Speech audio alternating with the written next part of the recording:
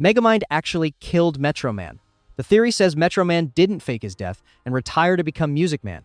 He actually died in that observatory. And what we see later is Megamind's guilt-driven hallucination. In the film, Metro Man's death happens in a copper-lined observatory that Megamind specifically designed to block his powers. The explosion is massive, way bigger than anything we see Megamind create before or after. Supporters point out that Music Man appears exactly when Megamind is at his lowest point, emotionally broken and realizing he doesn't want to be evil anymore. Music Man never interacts with anyone else in the film. He's always alone with Megamind, talking about finding yourself and moving on, which sounds exactly like what a guilty conscience would say. The theory argues that Megamind's redemption arc is him processing actual murder, not just accepting that his nemesis quit. Metro Man's packed memorial service and Roxanne's genuine grief suggest he really died. Music Man's existence feels like Megamind's way of coping, imagining his victim got a happy ending instead of facing what he actually did. Shrek is set in a post-apocalyptic world. The theory starts with the fact that Duloc is sterile and organized, lacking authentic medieval characteristics. Lord Farquaad rules through screens and mechanical systems. His kingdom has perfect roads and identical housing. The magic mirror functions like a television with a dating show format that wouldn't exist in actual medieval times. Supporters argue that fairy tale creatures are survivors of genetic experiments, which explains their bizarre combinations and why they're hunted.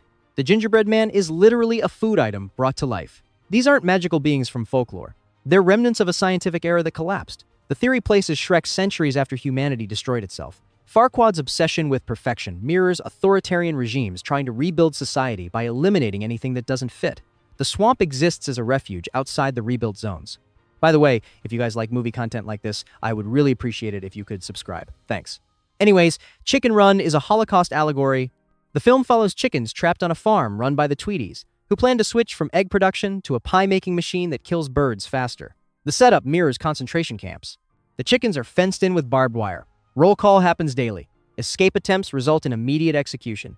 Mrs. Tweedy uses a hatchet and an axe on chickens who don't produce enough. When the pie machine arrives, it's literally an industrial death apparatus designed to process living beings into products. The chickens' organized resistance and secret meetings parallel resistance movements during World War II. Ginger's determination to save everyone reflects the same desperation that defined survival efforts. The film ends with the chickens escaping to an island sanctuary, far from their oppressors. The movie never uses the word Holocaust, but every structural detail points directly at it. The Croods are the last humans on Earth. The film shows a single family surviving in a world filled with hybrid creatures and dangerous environments. The theory argues that the Croods aren't primitive humans evolving forward, they're modern humans, regressing after a global extinction event. Grug's obsessive rules and fear of the outside come from ancestral trauma, memories of the catastrophe passed down through generations. The family lives in a cave because everything else was destroyed. When they venture out, they find no other humans, only bizarre animal combinations that suggest genetic experimentation or radiation-induced mutations. Guy represents a survivor from a different group, one that retained more knowledge. His inventions, shoes, fire control, traps, show advanced thinking that shouldn't exist in a primitive setting. The theory claims Guy's family died from disease or disaster, and he's looking for other survivors. The shift from darkness to light at the end represents the Croods finally accepting that hiding won't save them. They're the last ones left, and they have to rebuild. The strange creatures, the lack of human settlements, and the constant environmental threats all suggest this is Earth after humanity's collapse, not Earth at the beginning of human development. The Croods aren't our ancestors. They're what's left after we destroyed ourselves. Toothless is a metaphor for a nuclear weapon. In How to Train Your Dragon, Toothless is introduced as a night fury, the rarest and most dangerous dragon species. Vikings call him the unholy offspring of lightning and death itself. Hiccup captures Toothless using a specialized weapon, then discovers the dragon is not naturally aggressive, just defending itself. The theory argues Toothless represents weapons of mass destruction, specifically nuclear bombs. His plasma blasts are described as explosive, precise, and capable of total destruction. When Hiccup damages Toothless's tail, he creates a dependency. The dragon can't fly without Hiccup's help. Supporters say this mirrors the relationship between nations and their nuclear arsenals, powerful but only functional when controlled by those who built them. The film's message about coexistence rather than annihilation fits perfectly with Cold War nuclear disarmament themes. Hiccup's father, Stoic, represents the old guard that believes in mutually assured destruction, while Hiccup represents the younger generation trying to find peace. The final battle, where Toothless's fire is used to destroy the Queen Dragon, shows how a weapon can be redirected toward eliminating greater threats. The theory uses Toothless's overwhelming power, his dependency on human control, and the movie's anti-war themes to frame him as a walking allegory for nuclear politics. Puss in Boots is a con artist. This theory claims Puss never actually cared about heroism or honor, and his entire legendary status is built on lies and manipulation. In Shrek 2, he's literally hired to kill Shrek, which makes him an assassin for hire, not a noble warrior. The film shows Puss crying on command, using his cute eyes to manipulate people into lowering their guard. When that fails, he switches to violence immediately. Supporters argue Puss's orphanage backstory and his friendship with Humpty Dumpty reveal a pattern of deception. He was raised in an environment where survival meant scamming people, and he never stopped. His famous boots were stolen. His reputation for bravery comes from exaggerated stories he likely spread himself. In Puss in Boots: The Last Wish, his fear of death exposes the truth. He's not the fearless hero everyone believes. He's a coward who relied on 9 lives and a fabricated image to get by. The panic attacks, the running, the hiding, all of it shows who Puss really is when the myth falls apart. The theory reframes every heroic moment as calculated self-preservation disguised as bravery. Puss isn't a legend. He's a talented fighter who marketed himself well and got lucky for years. Spirit is dead.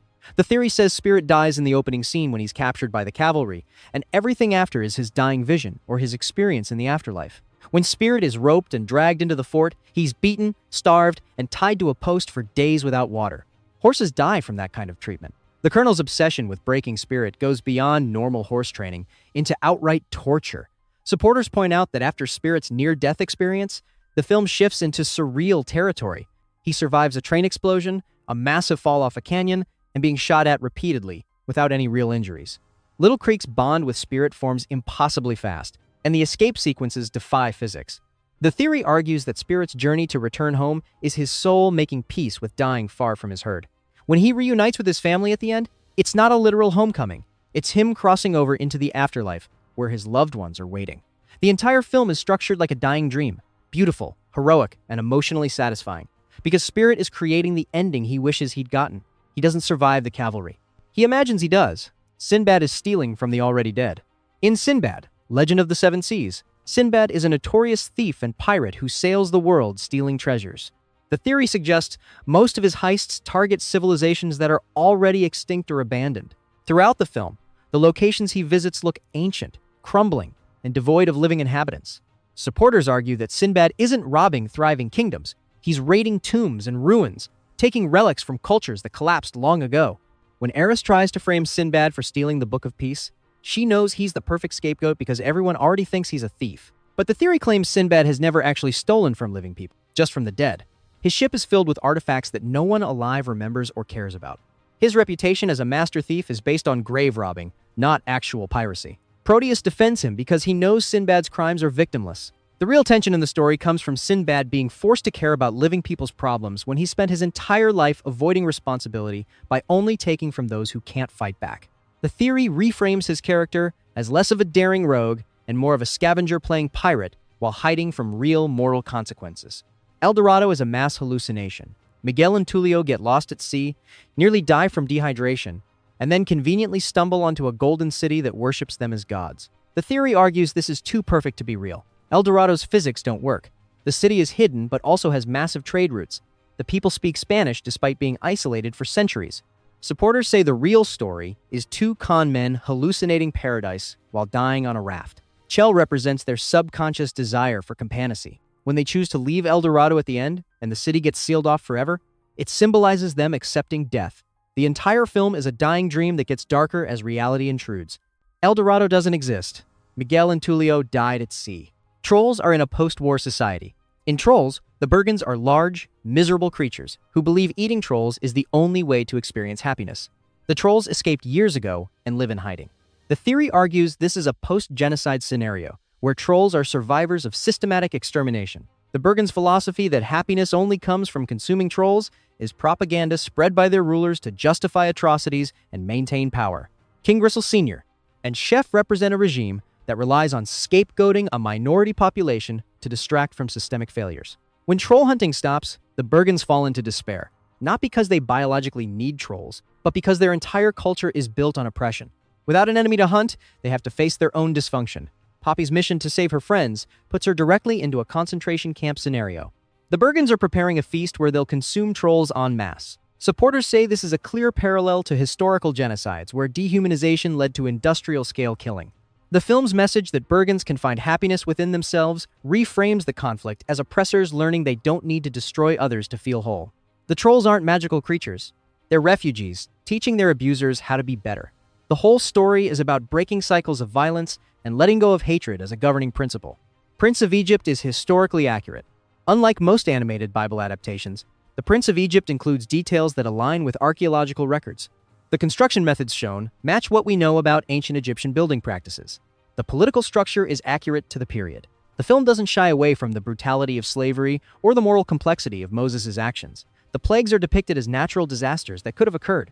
The movie includes the massacre of Hebrew children and Moses' exile after committing murder. The relationship between Moses and Ramesses is treated as genuine tragedy. The theory isn't that the events literally happened. It's that the film presents the story in a way that respects historical context rather than creating a fantasy version of ancient Egypt. B-Movie is about worker exploitation.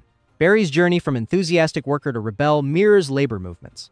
The Hive operates as a corporation where bees are assigned jobs for life with no say. They work until they die, producing honey that's taken by humans without compensation.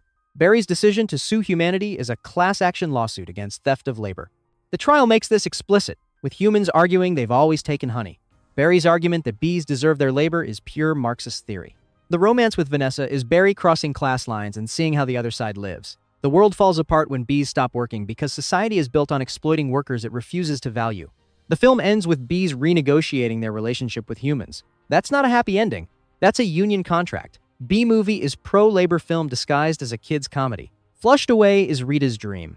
Roddy, a pet mouse living in luxury, gets flushed into the sewers and immediately meets Rita, a scrappy sewer rat. The theory argues Rita fell asleep on her boat, exhausted and alone, and dreamed up Roddy as her ideal partner. Every obstacle they face is designed to test Roddy's commitment.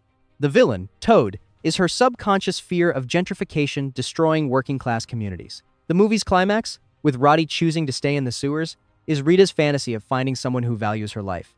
The entire adventure is too fantastical to be real. Rita is dreaming about finding love and saving her family. How to Train Your Dragons. Dragons are aliens. The theory starts with the question no one asks in the film, where did dragons come from? They aren't native to Earth.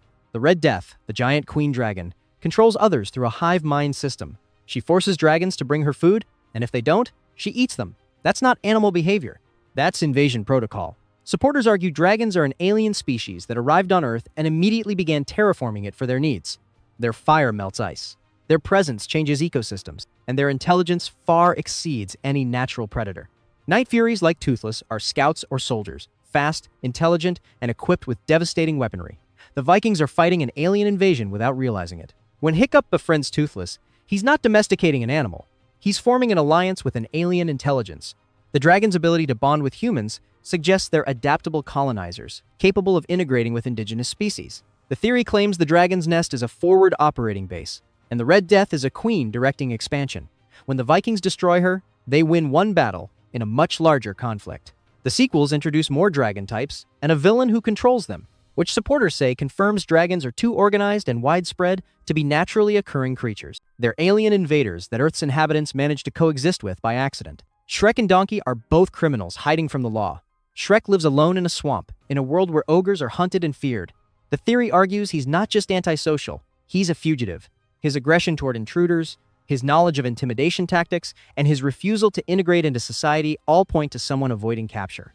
When Farquaad's men come to take him, Shrek fights with practiced efficiency. He knows how to disable soldiers. That's not self-taught, that's experience. Donkey, meanwhile, is running from something when we first meet him. He's being sold by an old woman and immediately flees when given the chance. Supporters say Donkey talks constantly because he's lying about his past. He never explains where he came from or why he was being sold. His attachment to Shrek is self-preservation. He's tagging along with the scariest creature he can find for protection. The theory claims their quest to rescue Fiona is a way for both of them to gain legitimacy.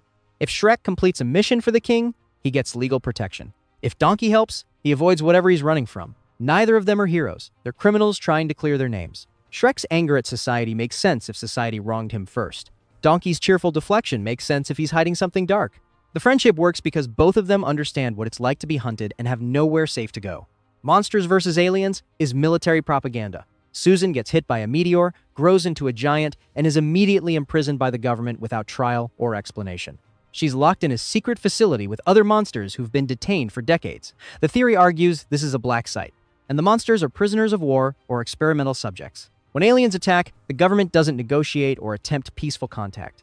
They immediately deploy the monsters as weapons. Supporters say this is predictive programming designed to normalize the idea that the government can imprison anyone they deem dangerous and force them into military service. Susan's transformation into Gnormica strips her of her identity, her wedding, her life, and replaces it with a military designation. She doesn't escape, she's given a job. The film frames this as empowerment, but it's coercion. The other monsters, B, Dr. Cockroach, Missing Link, and Insectosaurus, are all trapped with no legal recourse. They don't fight the aliens because they want to. They fight because it's their only option for limited freedom. The movie ends with the monsters continuing to work for the government, taking orders, going on missions, and living in containment. That's not a happy ending. That's indefinite detention with benefits. The film normalizes the idea that extraordinary individuals should be controlled by the state and deployed as weapons whenever necessary, all wrapped in a comedy package so audiences don't question the ethics. Turbo is about addiction and relapse. Turbo is a garden snail who becomes obsessed with speed after watching racing on TV. His obsession destroys his relationship with his brother, isolates him from his community, and nearly gets him killed multiple times. The theory argues Turbo is an addict chasing a high he can't naturally achieve. When he gets superpowers after a freak accident, it's not a miracle. It's a metaphor for finding a substance that finally gives him the feeling he's been craving. Supporters point out that Turbo's new abilities are temporary and destroying his body. He's literally burning out, using power that's killing him to achieve his dream. His brother Chet represents the loved one watching an addict self-destruct, begging him to stop before it's too late. The racing crew Turbo joins are enablers, people who encourage his dangerous behavior because it benefits them. Tito sees Turbo as a way to save his business. The other snails see him as a ticket to fame. No one cares about Turbo's health. They care about what he can do for them. The climax, where Turbo nearly dies during the Indy 500 but pushes through to win, is not inspirational. It's an addict risking everything for one more hit. The film ends with Turbo getting everything he wanted: fame, success, validation. But the theory argues this is a fantasy. In reality, addicts who push their bodies to the breaking point don't get happy endings. They get consequences. Turbo is about the glamorization of self-destruction, repackaged as a story about following your dreams. Rise of the Guardians is religious warfare. The Guardians, Santa, the Tooth Fairy, the Easter Bunny, and the Sandman are gods who require human belief to survive. Pitch Black, the Boogeyman, is also a god who feeds on fear. The entire conflict is a theological war over worship. The theory argues that children's belief is literally faith, and the guardians are deities fighting to maintain their dominance over human consciousness. When belief fades, they weaken and die. That's how pantheons work in mythology. Pitch's plan to make children stop believing in the Guardians is an attempt to convert followers to his religion of fear and nightmares. Jack Frost's arc is about a demigod discovering his purpose and choosing which side of the faith war to join. Supporters point out that the Man in the Moon is a silent, distant creator figure who selects guardians but never explains why. That's textbook absent god mythology. The children are pawns in a cosmic struggle they don't understand. Their innocent belief powers beings who use that faith to maintain their existence and fight each other for control. The theory reframes the film as darker than intended, a story about supernatural entities manipulating children's minds to sustain themselves, with one faction branding itself as protectors while another embraces fear. The Guardians aren't heroes. They're competing deities in a battle for human devotion, and childhood innocence is the resource they're all trying to harvest. If you enjoyed this, I post movie content a lot here. I would greatly appreciate it if you could subscribe. Thanks for watching, and see you next time.